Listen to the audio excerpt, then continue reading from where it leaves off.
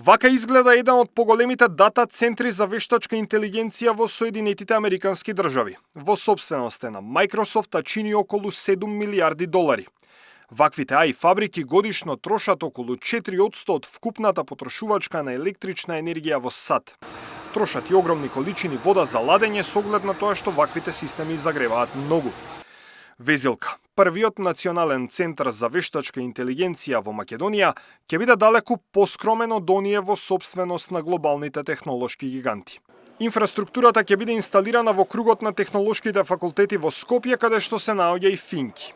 Графичките картици ќе бидат сместени дел во така наречената сервер соба, дел во надворешен контейнер во кој исто така во моментов сместени се сервери кои ги користи факултетот.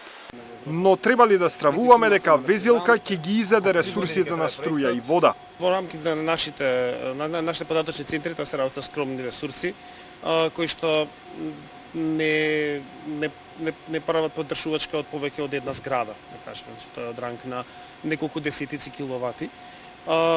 Така што не станува збор за голема инфраструктура. Верувам дека периодот на биткоини беше многу далеку по-ризичен за нашиот електроенергетски систем отколку вештачката интелигенција што представува сега во иднина. Националниот центар во суштина ќе ги користи ресурсите на европската AI фабрика Фарос во Грција и токму таму ќе биде целиот притисок во однос на потрошувачката на енергија. За професорите на Финки, развивањето на вештачка интелигенција не е новина.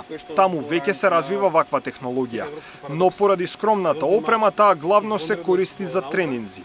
Со изградбата на Националниот центар, достапни ќе им бидат европските суперкомпјутери, а од тоа бенефит се очекува да имаат и академската заедница, но и јавната администрација, стартапите и компаниите во државата. Даниел Василев, Сител телевизија.